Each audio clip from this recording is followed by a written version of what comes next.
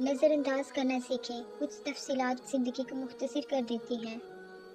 اپنی خامیوں کا احساس ہی انسان کا کامیابی کی طرف پہلا قدم ہے۔ حضرت علی رضی اللہ تعالیٰ عنہ نے فرمایا، کبھی کسی کے سامنے اپنی صفائی پیش نہ کرو، کیونکہ جسے تم پر یقین ہے اسے ضرورت نہیں، اور جسے تم پر یقین نہیں وہ مانے گا نہیں۔ اپنے ہاتھ سے کی ہوئی نیکی اور دوسرے سے سرزد ہونے والے گناہ کا تذکرہ کسی سے نہ کرو، یہ تمہارے کردار کا امتحان ہے۔ اپنے ظرف کے پیمانے کا حساب خود نہیں کیا جاتا، اسے آزمانے والے پر چھوڑ دو۔ مشورہ بہت سستا ہے، ایک سے مانگو 10 لوگ دیں گے، اور مدد مہنگی ہے، 10 سے مانگو تو کوئی ایک دیتا ہے۔ تمہارا کیا ہے؟ سب کچھ اللہ کا ہے، یعنی کہ تم بھی۔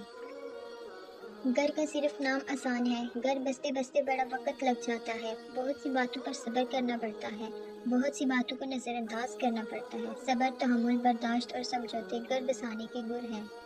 اگر آرزوئیں گھوڑے بن جائیں تو ہر احمق شہ سوار کہلائے گا۔ خوبیاں ڈھونڈنا بھی ایک خوبی ہے، اور عیب ڈھونڈنا بھی ایک عیب ہے۔ ہر انسان کو یہ فکر تو ہے کہ مرنے کے بعد میری اولاد کا کیا ہوگا، لیکن کسی کو یہ فکر نہیں کہ مرنے کے بعد میرا کیا ہوگا۔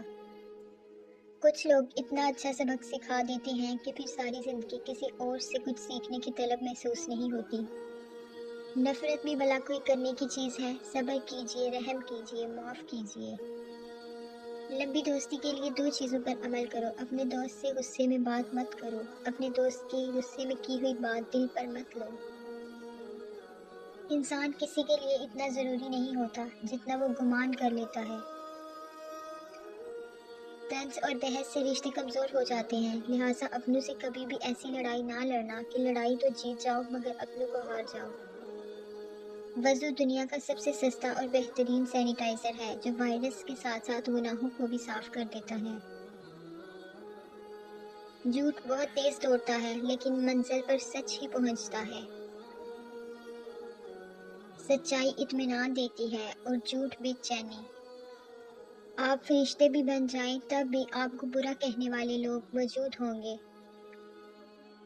انسان کی تربیت کا فرق ہوتا ہے، ورنہ جو سن سکتا ہے وہ سنا بھی سکتا ہے۔ زندگی بہت میٹھی ہے اگر آپ اس میں اپنی زبان کا زہر شامل نہ کریں۔ میں نے زندگی سے پوچھا کہ تو اتنی مشکل کیوں ہے؟ زندگی نے ہنس کر کہا، دنیا آسان چیزوں کی قدر نہیں کرتی۔ کس کس کو راضی کرو گے؟ بس ایک اللہ کو راضی کر لو، سارے مسئلے حل ہو جائیں گے۔ منافق لوگوں کی پہچان، یہ آپ کی خوشیوں میں سب سے آگے اور مصیبت میں سب سے پیچھے ہوں گے۔ 3 چیزیں انسان کو باکمال بنا دیتی ہیں: ٹھنڈا دماغ، میٹھی زبان، نرم دل۔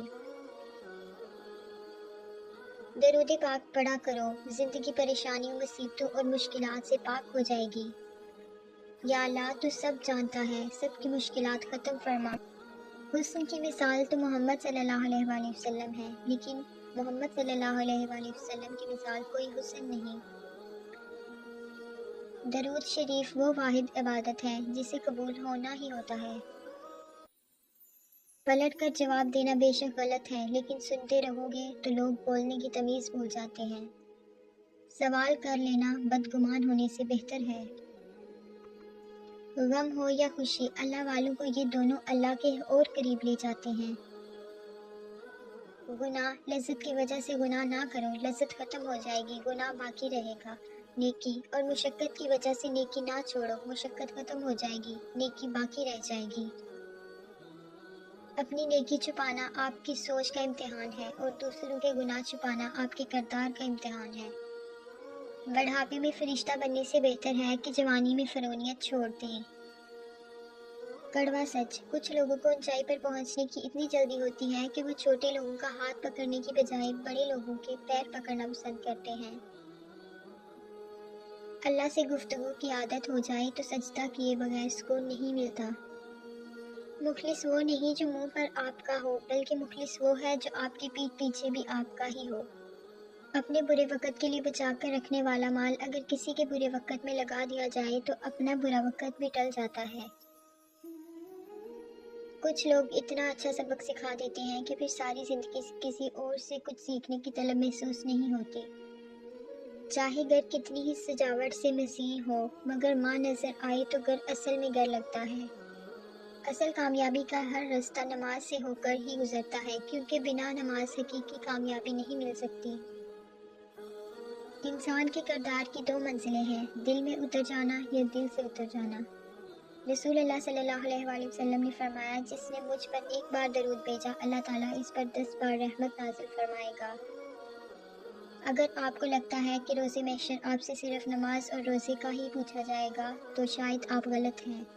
غیروں کی باتوں میں آ کر اپنوں سے الجھنا انسان کی قدر، عزت اور وقار کو ختم کر دیتا ہے۔ جن لوگوں نے آپ کو دکھ دیے ان کو بھلا دیں، لیکن جو انہوں نے سبق دیے ان کو یاد رکھیں۔ زندگی تصویر بھی ہے اور تقدیر بھی، بس فرق رنگوں کا ہوتا ہے۔ من چاہے رنگوں سے بنے تو تصویر اور انجانے رنگوں سے بنے تو تقدیر۔ کالی رات میں دو کالے پہاڑوں کے درمیان کالے پتھر کے اوپر ایک چیونٹی رینگ رہی ہے۔ اس چیونٹی کے رینگنے سے جو نشان پڑ رہے ہیں، اللہ اس کو بھی دیکھ رہا ہے، تو کیا وہ تمہیں نہیں دیکھ رہا؟ ماں باپ کے ساتھ تمہارا سلوک ایسی کہانی ہے جو لکھتے تم ہو لیکن تمہاری اولاد تمہیں پڑھ کر سناتی ہے۔